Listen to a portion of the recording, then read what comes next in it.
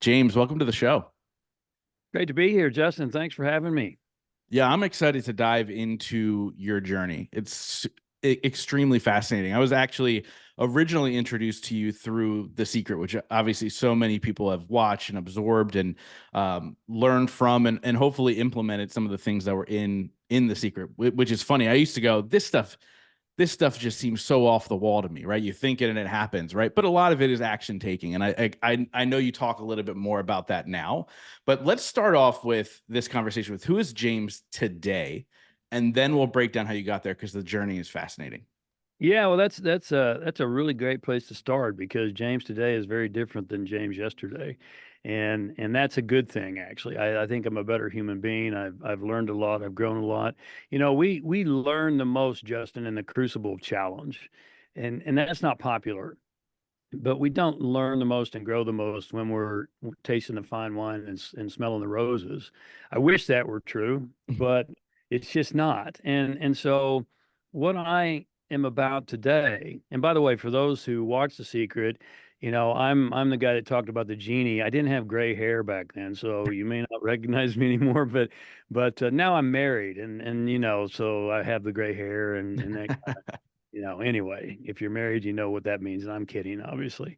But who I am today is I'm really committed to talking about practical tools and applications to to get through trials and challenges. And I can speak to that from experience, obviously, not just from theory. And to take your power back and to really create the life you desire and deserve. So that's what we do. And I say we because my wife Bersaba is my partner, not only in life but also in business. And we that's what we're really all about is giving practical tools and application, just not just theory. There's way too much theory out there, and not enough practical application in my opinion. So that in a nutshell is really what I'm about today. Yeah, I love it. And we'll get into your story, but you mentioned adversities and how going through adversities is where you learn the lessons. So what was the difference? And again, like I said, we'll get into what your adversities were, but like what were the biggest takeaways for you going through what you went through, and how much of that did that change you, right? Because I think people would look at your life before, right? And you had everything. You were at the top of the mountain, right? You had the money, people knew you, you were speaking on stages all over the world, and then you found yourself in a terrible predicament. But like, what's the difference between then and now? Because people would look at you then and go, "Wow, I want what James has." Well, big difference. First of all, I'll use your word. You said I had everything. I really didn't, because realistically, and this is not popular and not often communicated, the things that this world has conditioned us to value are not that valuable at the end of the day. I was at one point worth north of $20 million, had a 7,500 square foot estate in Beverly Hills. I was on Oprah and Larry King and New York Times bestseller, and on and on and on. Everybody wanted a piece of me. And it in the quiet times of my life, though, I really wasn't that fulfilled. It's like I worked for 20 years to get to the top of a ladder, and then I realized, hey, this isn't the right wall. I there's more to it, and I'm missing something here. And so life, God, if you will, spirit, call it what you will, was kind enough, and I say that in quotes, to take it all away, all of it gone in a matter of minutes. Now, what that taught me, Justin, is the ephemeral existence or the shallowness of what all those things are. Now, don't get me wrong, I'm not against nice things in life, and I'm not against accomplishing what we can potentially accomplish in this world. But what I am very much for is making sure that we're not attaching our identity to those things. Hmm. Because when those things got ripped away from me, and they did in a matter of months, I was the media's savior at some point. Everyone wanted a piece of me. And then I became, in a nanosecond, I became the media's Satan. And they Huh. turned on me and attacked me. My own government um, put me in the crosshairs. And I'll tell you, there's nothing more frightening than being in the crosshairs of your own government. And I was a harbinger, if you will, of a lot of what we see in today's world, Justin, the weaponization of the legal system. We've been told, and I'm a good American boy, was born here and grew up here, not a boy anymore, but nonetheless, A boy at heart, right? yeah, always. I look in the mirror and go, "Who is that guy?" But nonetheless, I was told that I had a lot of liberty, I had a lot of freedom, I had all these rights. Well, I learned very, very quickly that it just wasn't true. I was told that our quote legal system, or I should say quote justice system, which I would say is in many cases, if not most, an injustice system, is based on a quote search for truth. That's a big line that you hear a lot, and it is a line. It's not true. What it's powered by is greed and power, and political power is a big part of that. And so, you know, I'm a very different man today because I'm not anti-physical world by any means. I'm not one of those ceiling surfers who says, "Oh, none of this matters." It does matter. You're here for a reason, but I've become much less attached to that. When I first started getting attacked by the media in a big way, and if anyone remembers back 2009, they turned on me with a vengeance and started calling me all kinds of names and from cult leader to murderer to all these types of things. And it blew my mind because I was a great taxpayer and I was a contributor, and I kept saying to my legal team, "Hey, surely they're going to see that I'm a good citizen and I'm trying my best to do good in the world." Well, it didn't matter. It really didn't matter.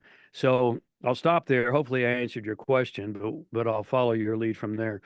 No, you did, and you're right, right? I believe our media has become a weapon in so many ways, right? And it's more prevalent now than ever, which blows my mind because we have access to so much information with our phones and the internet and all these things, and yet, it truly warps the mind of so many, and so people only see what they want them to see instead of the whole picture. I want to talk a little bit about the whole picture, right?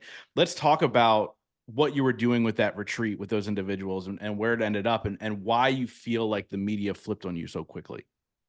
Well, okay. So first of all, I'll answer that in succession. What was happening in 2009 is I was doing a 5-day deep dive into the internal drivers, Justin, of what drives our behavior. Now, regardless of what you've been told or taught, the things that drive your behavior are not your marketing plan. They're not your media exposure. They're not your sales ability. I'm not saying those things aren't important, but those aren't the drivers. The things that drive behavior are internal. They're not external. They're the internal thoughts, beliefs, assumptions, perceptions, self image, all those types of things. And so that's where, you know, Bersaba, my wife, and I do our primary work. And in our real passion today, I shouldn't say passion, that's a bad word. Passion comes, you hear it a lot, but it comes from the Latin and it means suffering. Passion translates into suffering. So people who tell you follow your passion, what they're telling you is follow your suffering. I would prefer enthusiasm, which our enthusiasm is about giving practical tools and techniques to see things clearly and to be able to navigate and not just survive, but thrive in today's world. And so in 2009, I got off on a tangent there, but in 2009, I was holding this 5-day deep dive into the internal drivers of behavior. As I mentioned, thoughts, beliefs, assumptions, perceptions, expectations, self-image. And it was a very deep dive. And it was a small event. There's 52 people and we were working around the clock, literally, and I got to know these people more intimately, quite frankly, than many of their friends and family. It was the nature of the program. And they started to disclose with me, some of these unresolved emotional issues that had scarred them in their life. And to bring those things up and to deal with them and to heal them and integrate them and literally set yourself free. Because psychology tells us 95% of what you do every single day, Justin, you and me, and our viewers as well, is driven by your unconscious mind.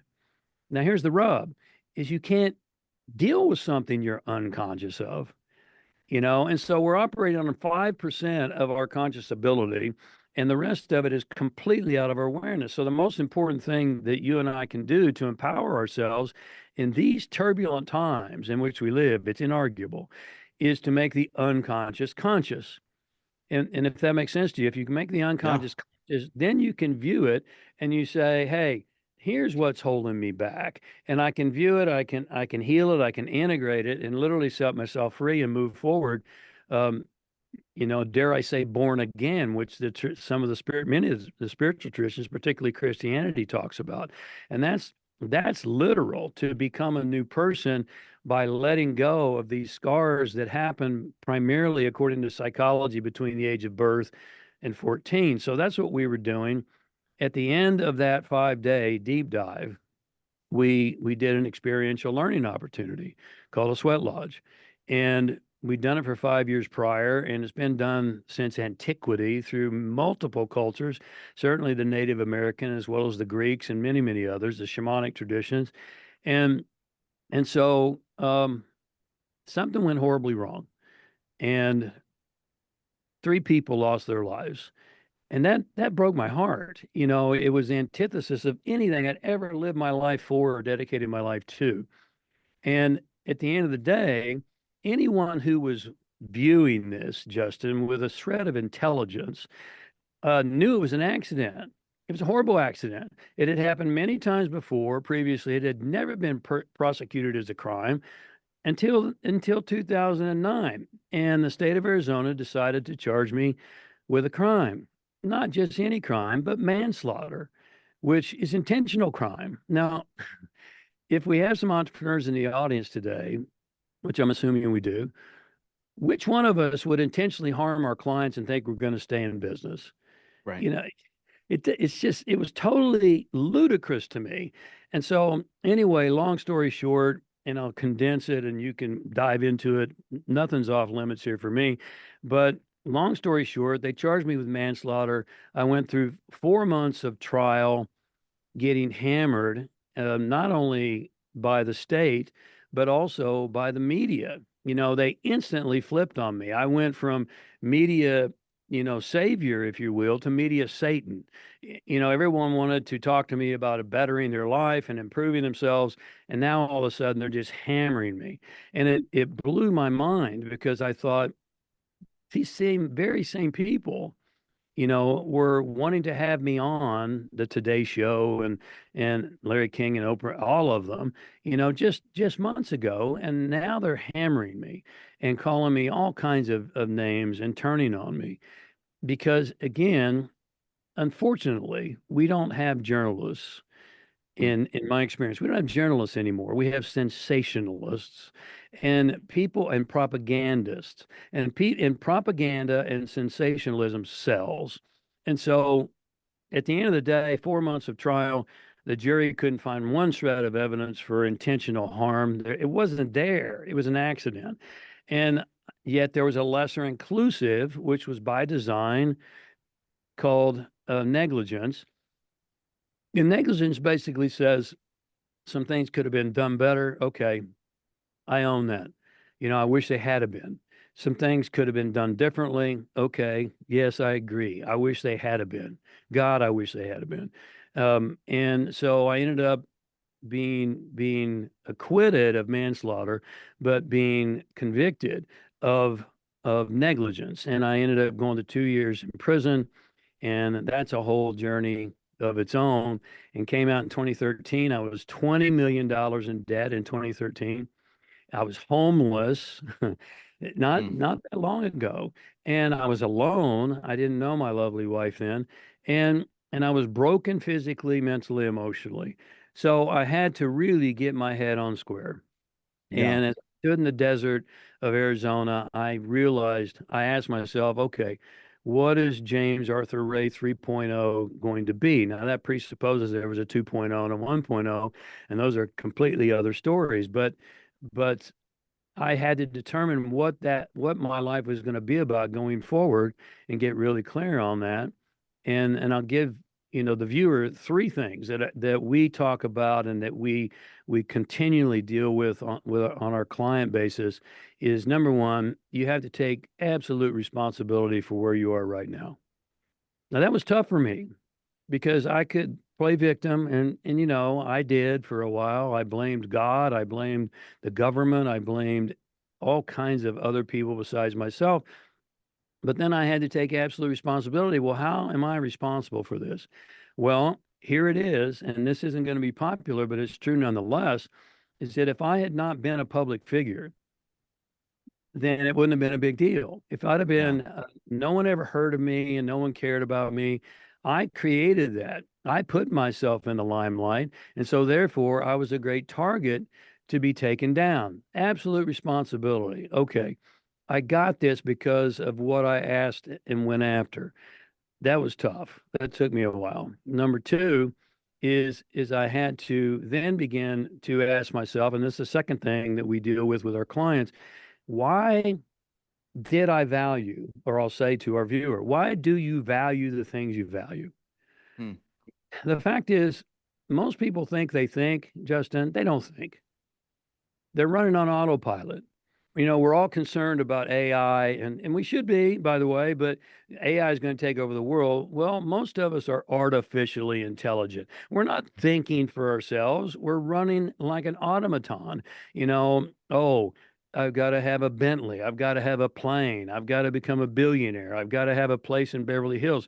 I've got to have all these things. Well, where'd that come from? Is that yours, or is that something that was handed to you from society or from parents or from your school systems or your clergy? All the things that we tend to believe are our beliefs and our thoughts are not really ours. And so that was a deep exploration. And then the third thing is I had to heal my unresolved emotional issues. And those are things that we talked about earlier, that 95% is I had to bring it up into consciousness and to say, okay, why did I do what did, and where did that come from, and where was I programmed with that, and how can I heal it and integrate it and literally set myself free? And so here we are now, 2024, and it's been a long journey to come back. It's not easy, and yet it's been very, very fruitful and very rewarding. And I wouldn't, in retrospect, other than three people died, which broke my heart, I would never wish that. But the rest of it, as far as from my perspective, which is the only thing I can talk from, I wouldn't change one iota of it because I know I'm a better person, I'm a better man. And I'll just reiterate what I said earlier. We all grow the most in the crucible of challenge. It teaches us what we're made of, what our constitution is. And that's where we become bigger, better, and stronger. Yeah, and there's so much to unpack there, but I want to start with why do you feel like, obviously you had mentioned that this happened multiple times before this moment. Why do you think they wanted to take you and use you as an example through this? I believe that when why are they going after Donald Trump? I mean, Yeah. let's face it. He's the target of a weaponized legal system. The things, in my opinion, and your viewer may disagree, or you may too, and that's your prerogative, and that's okay. I don't expect everyone to agree with me. Just keep an open mind. But the things that he's being charged with, in my opinion, are ludicrous. Here's a guy who lived what, 75, 76 years and never committed a crime, was never accused of a crime, and now all of a sudden he's got 32 counts, going against him. Well, evidently someone's scared. Yeah. Evidently, someone doesn't want him to do what he is saying he's going to do. And I think that's the same. That was my experience. I always taught people, even when I went to the media, the big media, which now is podcasting, but at that time it was mainstream. And I would always tell people, hey, don't take things at face value. Don't take what you've heard. Think for yourself. Become an independent thinker. Well, that's not popular. That's not what the forces that be want. And so I believe that I was threatening, and I was also a very, very easy target because I was very well known at the time. Had I not been, like I said earlier, it probably would have blown over because my lawyers kept telling me, "Hey, this has happened many times before, and it's been a civil case at best. It's never been criminal." Well, I was the exception. Yeah, and they found a way, and I agree 100% with what you just said, right? I always say curiosity is a superpower. I really believe going, okay, they're saying this, but why, right? And dive deeper into the thought processes of the news and why this is happening. And this is almost every conversation I have. That's why I love podcasting so much, right? Because I can sit down and I can ask the questions directly to the source, and it allows me to learn and try and figure out what's best for me in that moment, right? Now, you also talked about really if I were to break it down, you're really talking about trying to find self-love, trying to love yourself even through the scars and the traumas and everything else. And once you do that, you can really figure out what makes you whole. For a long time in this show, and people can go back and listen, probably the first 2 years, I used to ask almost everybody, how do you find self-love? How do you love yourself? Because for a long time I did not, because I was that person chasing outside things for fulfillment. And so when I look at that, I'd love to ask you, it's probably the first time I've asked this in years, but like, what is your definition of self-love? And what are some steps people can do to really begin to start loving themselves? I think well, that's a complicated question, and I'll give you as simple of an answer as I can because there is the self with a lowercase s, and then there's the self with a higher case s. And the true self is not our personality. Our personality is nothing more than an amalgamation of imagination and memory. Really, if you think about all the things you define for yourself, it's imagination and memory. And going back to those unresolved emotional issues and why do you value what you value, most of those things come from memory because by the moment we were born, we were told, oh, it's valuable to be famous, maybe. It's valuable to be in the limelight. It's valuable to have a lot of material goods. It's valuable, but we're not, most people don't understand that everything that is great also has a not great. That's called the law of polarity, and that's one of the hermetic laws of the universe is that everything has a polar opposite. Every good has a bad, every right has a wrong, and that's how this universe functions. And so consequently, most of us want to take all the good and we don't want to embrace the bad. And so in answer to your question, how do you really love yourself? Well, first of all, you begin to recognize that that we all make mistakes, quote mistakes. And I'll say quote because probably your greatest teacher was your last quote mistake. So was it really a mistake then, or Right. is it just a label we put upon it? Because we learn and grow the most from falling down, not from running hard. And so not to say that you can't do both, but you run harder and faster and wiser after you've fallen down and gotten back up. And so you have to embrace the fact that hey, I have imperfections as a human being. I just do. And I'm working on those and I want to be as open as possible to healing those and eradicating those and finding out where they came from. And that goes back to the 3 points I made earlier. Where did I learn this? Why do I value this? And what's unresolved in my unconscious that I need to resolve so that I can embrace that. You know, for instance, y- we've been taught in many spiritual traditions, and I'll jump over there for a moment, that we're supposed to be peaceful and loving and kind and generous, but everything that's the opposite is sinful or wrong. Well, it's a lie. It's a lie. Now, you don't want to be on the sinful, wrong, greedy, all those things all the time. But those things tend to drive us to better behavior. We learn through pain. Pain is the mother of all growth. That's not popular, but it's true nonetheless.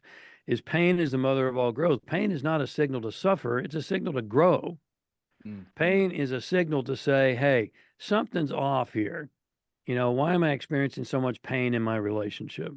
Why am I experiencing so much pain in my finances? Why am I experiencing so much pain in my business or in life in general? Well, it's just a signal that, hey, something's off. And if you pay attention to the signal and you learn it and you heal it and you transmute it, then you can create more pleasure or power out of it.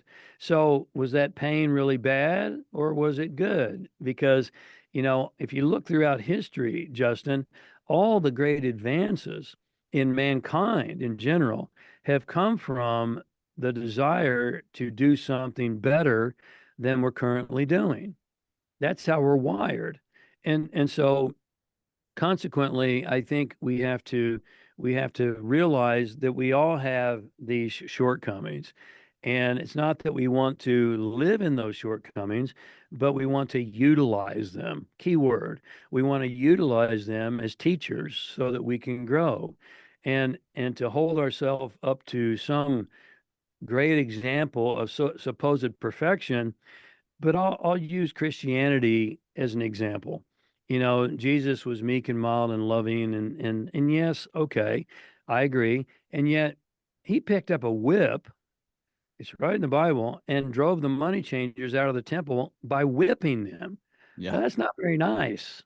That's really not very nice. He also said, do not think I have come to bring love to the world. I've come to bring a sword. That's a direct quote. And so love and peace, he said. And so consequently, what does a sword do? It cuts off from all the things that are dysfunctional.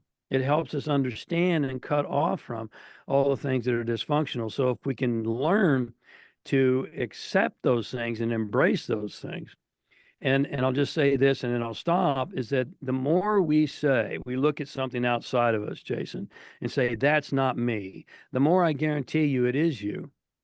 It's an Mm. unresolved emotional issue that you haven't yet embraced and you haven't yet accepted within yourself. Oh, that person's arrogant.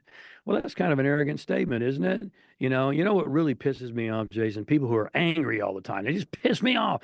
Oh, what are you doing right now? I mean, all the things that you judge in others are things within yourself that you haven't learned to love and embrace. So if you can understand in principle and practice it, tough thing to do, but practice is the key, then you can start to say, okay, I'm a lovable person. Do I need to improve? Do I want to improve? Sure, I do. But I've got a lot of great qualities too, and these less than great qualities can help me to transmute into greater qualities still. Yeah. So you talk a lot about, the spiritual side of us, right? That spiritual world. What is spirituality to you? Well, let me just say that I divide into three categories. You have you have religion, you have spirituality, and you have mysticism. And they're brothers or sisters, if you will, but they're not the same. A lot of people say in today's world, it's kind of in vogue to say, "Well, I'm spiritual, I'm not religious."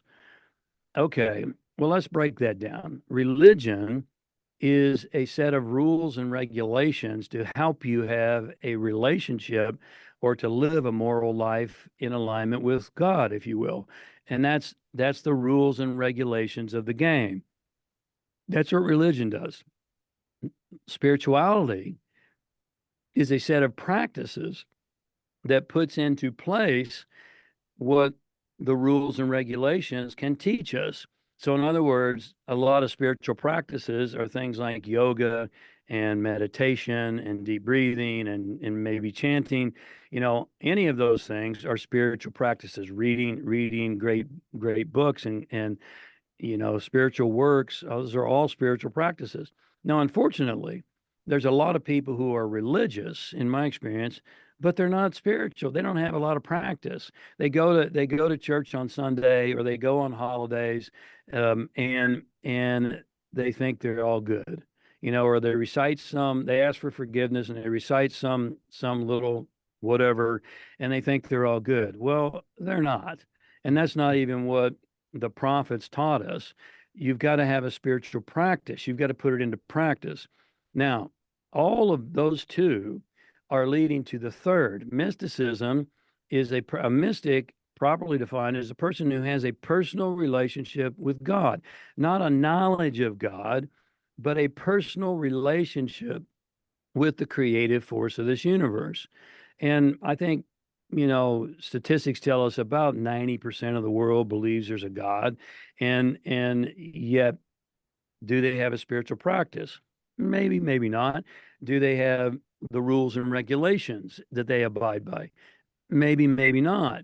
So they're certainly not a mystic, because a mystic has that personal relationship, and those first two steps are absolutely imperative in my experience, uh, to get us to the mystical experience, which is, I don't believe in God. I know there's a God because I have a communion and a relationship and a conversation with that creative source all the Yeah. time.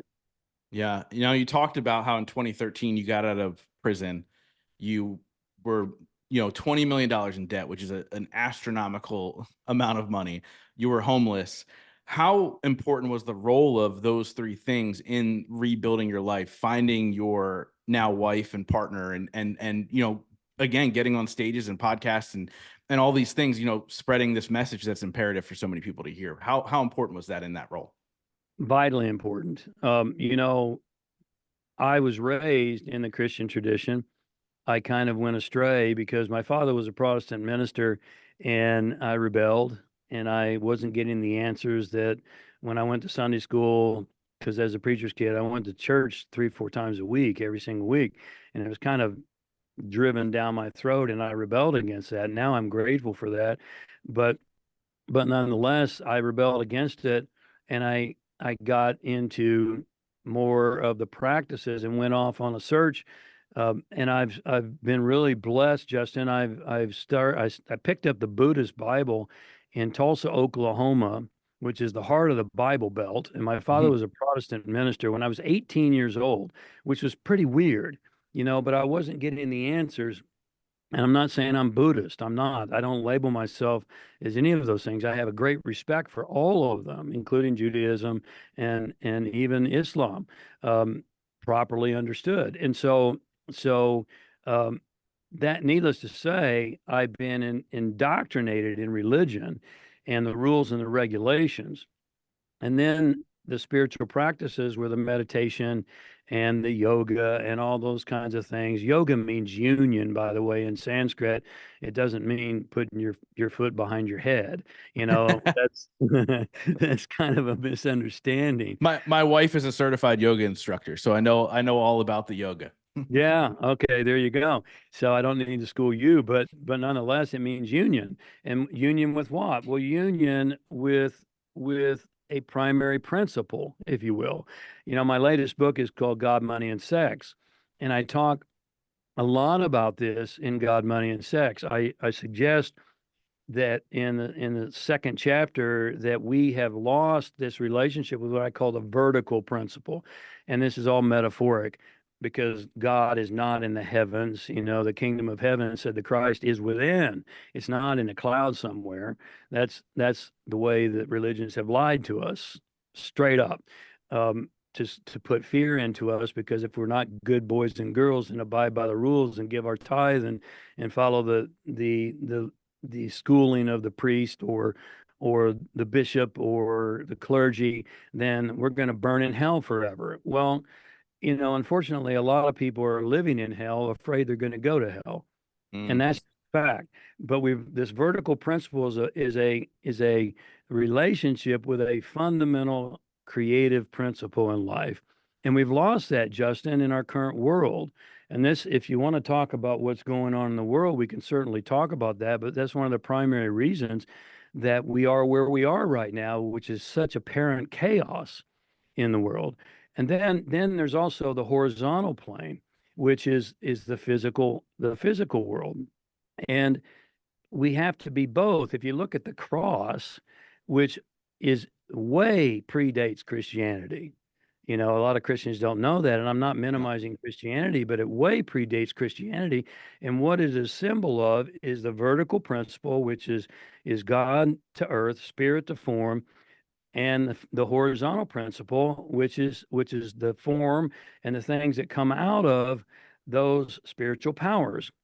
And so if we only live in the vertical world, excuse me, the horizontal world, and we lose the vertical world, which we have done to a great degree in our society, in my observation, is all we have to judge our life as moral and principled and true and right is to look around us and look at what other people are doing. Well, that's unfortunate because if you look at what other people are doing right now, the Old Testament Ten Commandments says, "Thou shalt not lie." Well, you look around now, lying's okay. God Hmm. knows our government officials are telling us lies every single day. They're telling us, "Oh, the economy's good." Well, you go to the grocery store and you go to the gas pump, and you know the economy's not good. You're barely making ends meet, some people. And so it's just lies. And people, when I was in my trial in court, the there were so many lies told under oath, and there was no prosecution. How Hmm. many people have gone in front of Congress recently and lied about what they're doing and not doing, and there's no retribution. That's supposed to be a felony, punishable by up to 2 years in prison. Well, guess what? It's not punishable anymore. I can lie and it's no big deal. So if I only have the horizontal plane to view myself, then I say, "Oh, it's okay to lie. It's context dependent." No, it's not context dependent. Truth is truth and Hmm. lies are lies. And no matter how much you tell a truth, and no matter how loud, or I'm sorry, a lie, and no matter how much you tell a lie, and no matter how loudly you tell a lie and how frequently you tell a lie, it doesn't make it truth. It's just not. Truth is truth. And so that's where we are in this horizontal plane. And I realized when I was deciding where my life was going to head with James 3.0 is that I had gotten seduced in a lot of ways. I really got to a point where I convinced myself, Justin, and this is how ignorant I was at the time. Oh, I'd worked really hard for 2 decades and I'd scraped hand to mouth, and now I'm worth north of $20 million, and I have a $10 million Inc. 500 company, and I've kind of arrived. This is God's reward to me because of all the hard work and all the effort I'd put in. Well, be careful. Hmm. Be careful because, the minute you start to think you're the bomb, and I'm speaking from experience, you get bombed, you know, because life cared enough about me to say, "Hey, you think you have it all figured out, bud? Bam, try this one, figure this one out." You lose everything in a matter of 3 months. I lost my entire net worth, Justin, of which 20 million plus, and my Inc. 500 company and my reputation, all those things in just 3 months. Now, what does that teach us? It teaches us that maybe the things that we're giving our life for are not that valuable. Now, Hmm. please don't misunderstand as a viewer, because I'm not saying we shouldn't do those things. We should be the very best we can be in the physical world. And yet we can't be defined and attached to those things. And when those things went away and the media started hammering me, it I was in anguish, because they were calling me all these names and all these things. And I was like, "Oh my God," and they came to my office in the middle of the night, the state of Arizona knocked the door down in my office and ransacked my office and turned over desks and computers, and looking for what?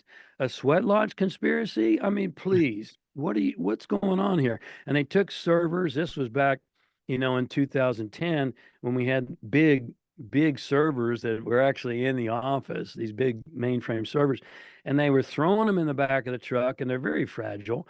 They could care less. And so it was a really great lesson for me to say, "Hey, let me step back and let me realize what's most important." everything's important, but what's most important?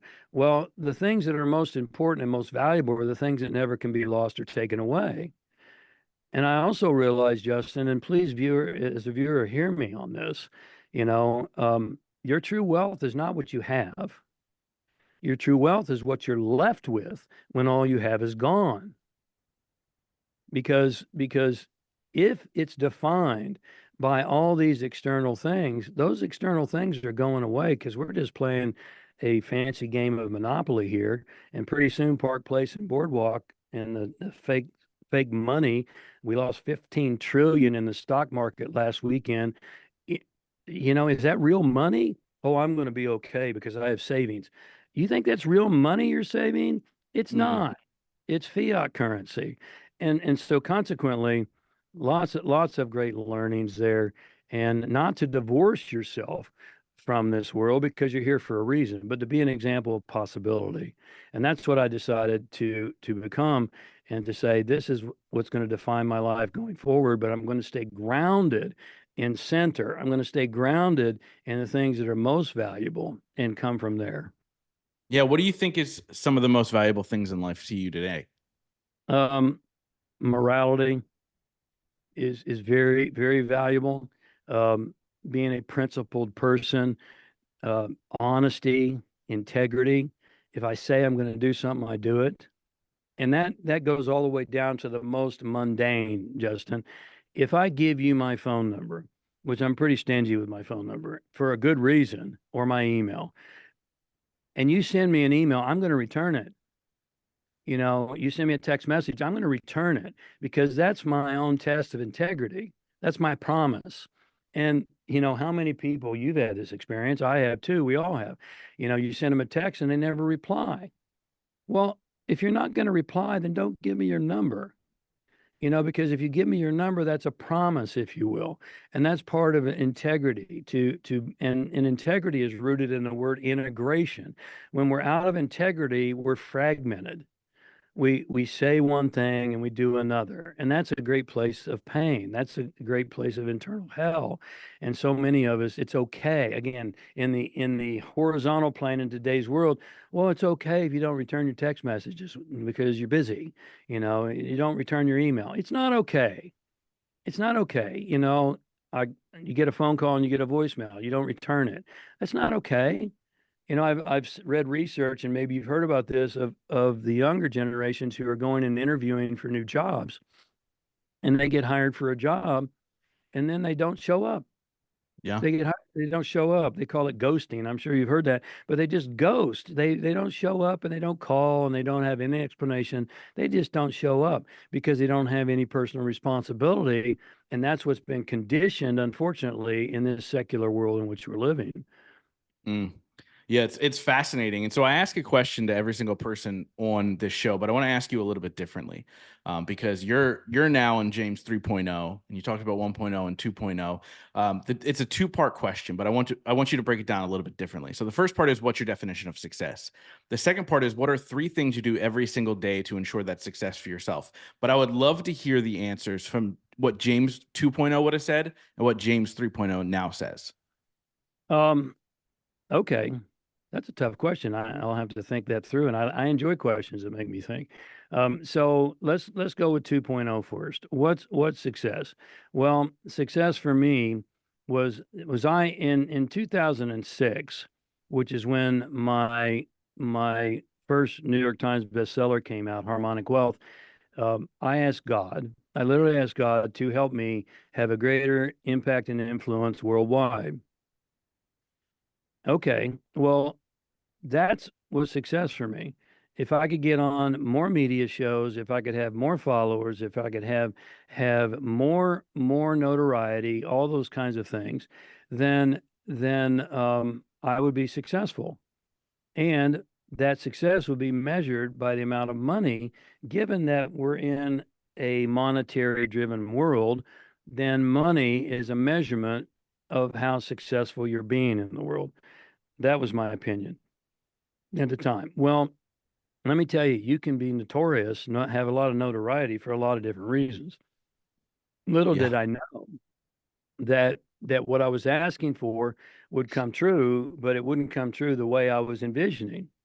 The things that you ask for, you normally, if you hold to them, you normally get them. But be careful what you ask for, because I asked for what I got. I didn't ask for it in the way I got it. If I'd have known that I was going to get it in the way I got it, I may not have asked for it, quite frankly. But nonetheless, that's how I measured success, was by the recognition of the world and others of what I was contributing. Well, James 3.0 would say that success is not measured by that. There's nothing wrong with that, but if you look at, in my opinion, again, I've mentioned the Christ a couple of times. He had 12 people, and yet Christianity is the largest religion on the planet, and it's made more impact for how many thousands of years now, and it will continue to. Um, he had 12 people, and by the way, all of them denied him except for one at the end. When it got tough, then they bailed, and Yeah. that's human nature. It's unfortunate, but it's human nature. Some things never change. I certainly experienced that. All my so-called friends and colleagues in the secret, not one of them even reached out to me on a text or an email or a phone call to say, how you doing? Hang in there. Mm. This is an industry, and I'm really sorry to say this, but it's true nonetheless. I guess I'm not sorry. It breaks my heart to have to say this, because it is true. Is that this is an industry who talks about uplifting the downtrodden, who it talks about empowering, helping people empower themselves, who talks about love and acceptance. And yet, if you can't even do that with one of your own, you know, and I understand why it happened. They were afraid.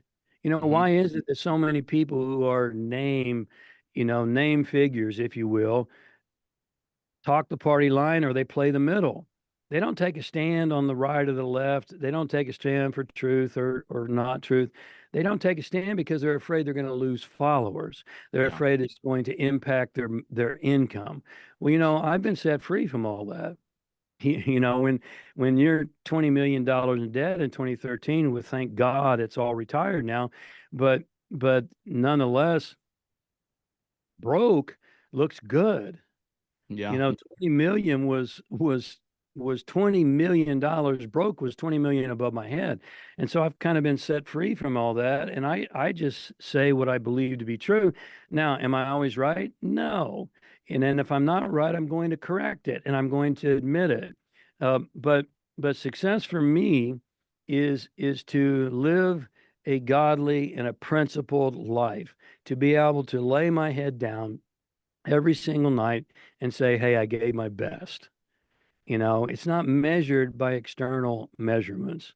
Now, I'm not anti external measurements by any means, and please don't get me wrong on that, but I'm not attached to them, because the reality is, if you look at most of the great philosophers, which I've studied extensively, from the Buddha to Socrates to Plato, to Seneca to the Christ, all of them, they never taught about making money.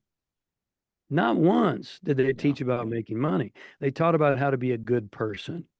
And so that would be another piece of success for me, is for me to feel in my heart of hearts that I'm to the best of my ability, I'm a good person, and I'm doing my best to be the best and to be better, not by external measures, but by internal measures, to live in integrity. And if I'm going to say something, I'm going to do it. Um, so very different definition, 3.0 versus 2.0. I Hopefully that love answers. I love the evolution, man. I really, really love the evolution. And I have found in my life, like, if you can figure out the internal part, the external takes care of itself. That's Right. right. Like, it's fascinating how it works. And like these people who talk about money is evil and so on and so forth, I'm like, I think you're rolling in the wrong circles when it comes to what success should look like for you, right? I always say you need to fill your cup first, and what overflows is for others. And I think a lot of people miss that piece. And I'm so glad you mentioned in this space how people um, are the way they are. I've been saying that for years. I've known many of them personally on a deep level, and it's disturbing to see.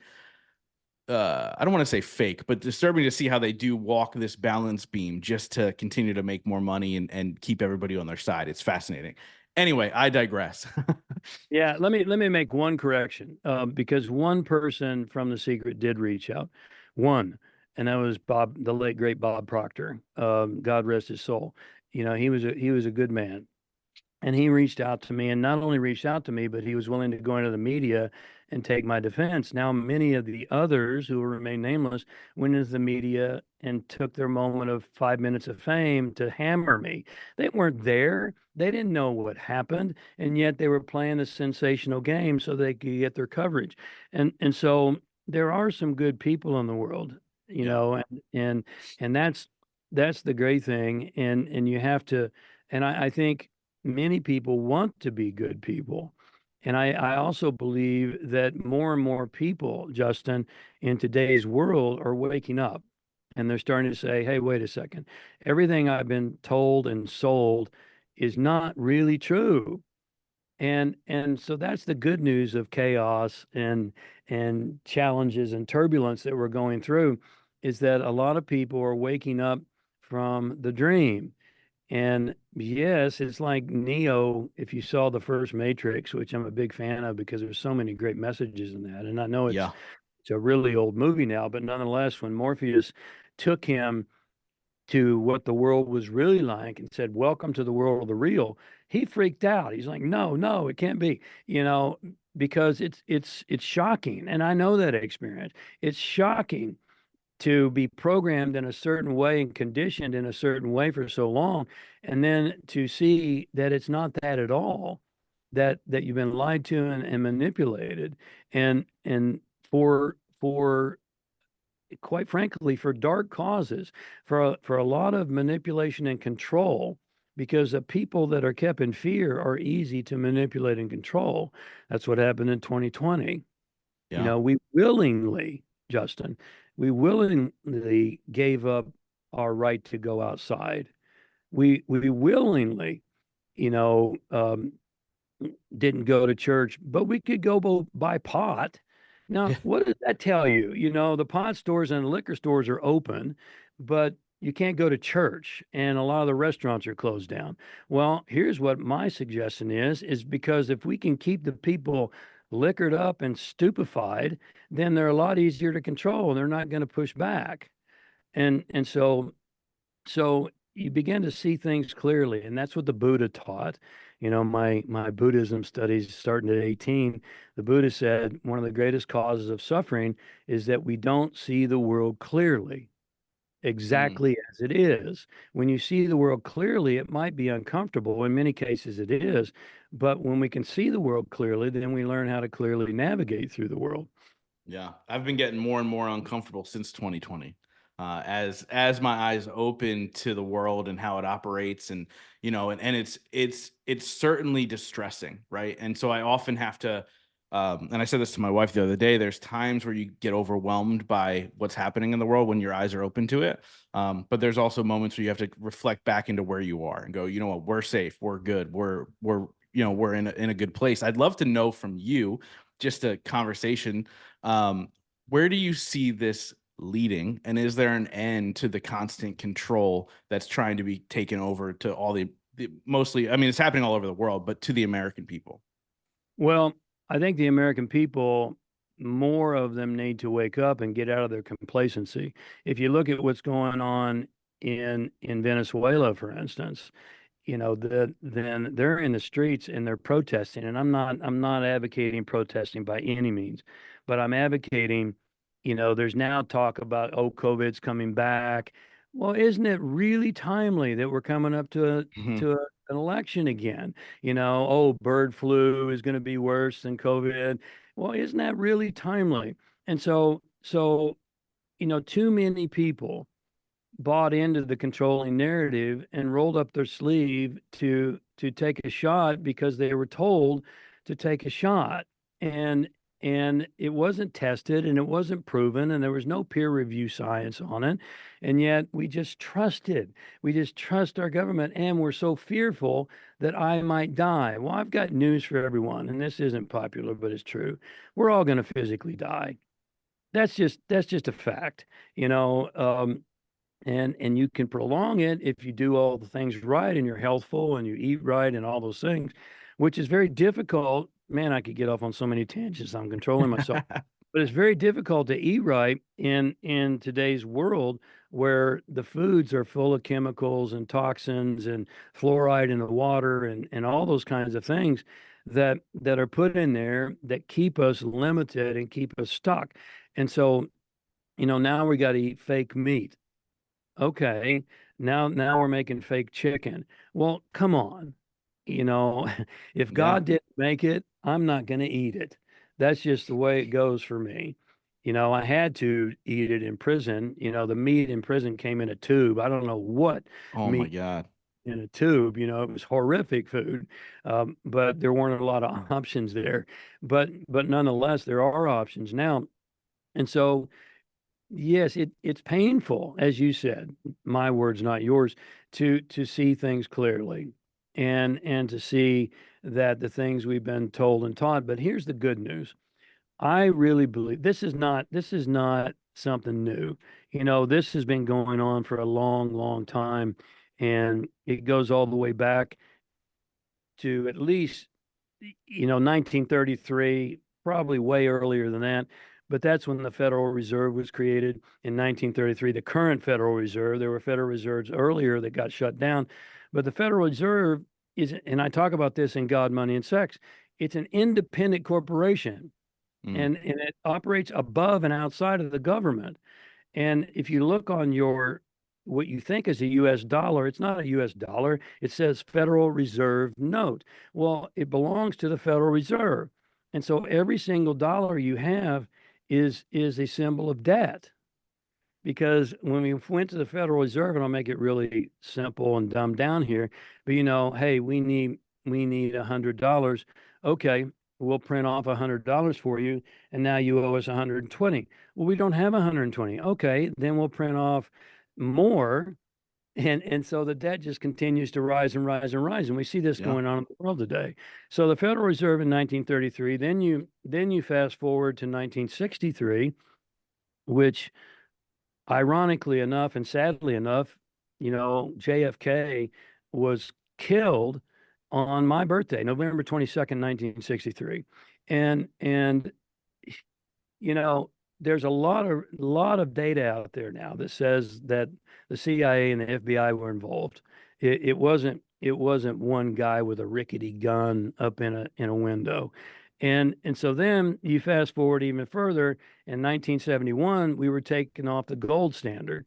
The dollar used to mean something because it was attached to gold. Well, in 1971, we under Nixon, we took that off. And so now it means nothing. And so anyway, the point is that these things have been going on for a long, long time, but they've been much more under the radar, and now they're more face forward because here's my belief, and time will prove me either right or wrong.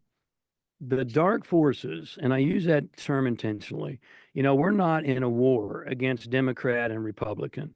We're not in a war against liberal and conservative. We're really not. We're in a spiritual war. And there's that term again. And every great tradition, including the Bible, has talked about there are forces, go to Revelations. Man, that's a read. I just Yeah. read it again recently.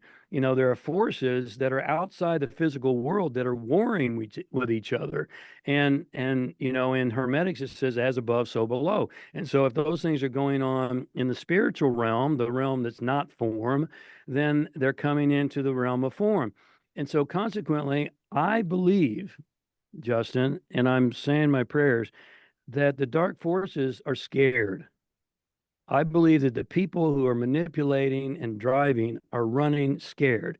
And look at a dog that's wounded and is backed into a corner. What does it do? If you try to approach it, it lashes out at you.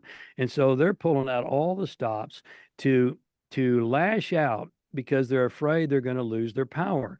Well, here's what I believe, that there's way more of us than there are of them. And good is much more powerful. Good and God is much more powerful than some Luciferian approach or some dark approach. And so if those of us who are American citizens, and that's the problem with America, as I see it, is that we've had it way too good for far too long. You know, you go to these third world countries. My wife, Bersaba, is an immigrant from Iran, and she grew up in a war torn country. Her first childhood memory is 6 years old was bombs dropping in her neighborhood, Oh you my know, gosh. and they had to escape at the risk of being killed. And so it's easy for her to see, oh, I know what this is all about because all of that went on under the guise of bringing, quote, democracy to Iran. Well, the minute they ousted the Shah, they brought in a dictator, and it was not democracy at all.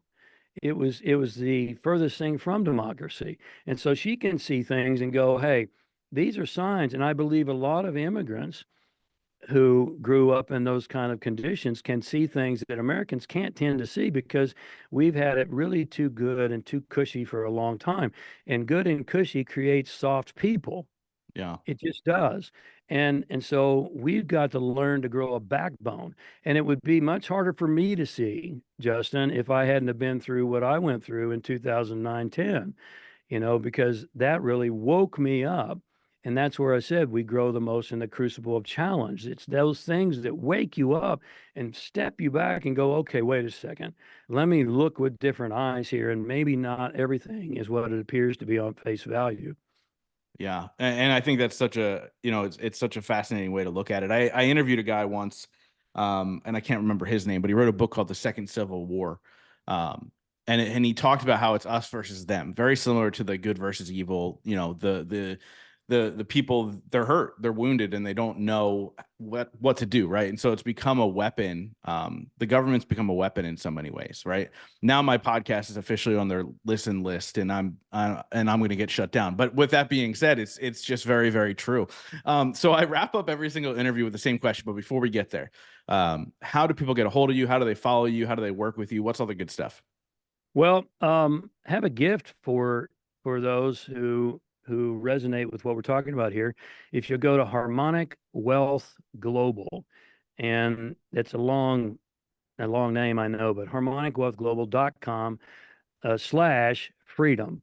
What we've put together is a free download to really ask yourself the tough questions and to begin to dig deep into why you do what you do and everything we've talked about here. And while you're there, you can get on our email list and you can find out about the work that we do. It's all on harmonicwealthglobal.com. Easy enough. We'll make sure we link that up in the show notes so people can just go take a Please do. look. Now, James, like I said, I've loved this conversation, and I wrap up every single interview with the same question. Since the show is called The Growth Now Movement, that question is, in your life, what has been your biggest moment of growth? Um, we've just talked about it for the last hour. Yeah. You grow the most and you learn the most and you become the most in the crucible of challenge. And if you can embrace that, then you'll become a better human being. You'll become wiser, stronger, and more awake and aware. I love it. James, thank you so much, man, for your time. Thank you for continuing to spread your message even after all the adversities, man. This was fantastic. Thank you. It's my pleasure. Keep doing great work, Justin. Thank you.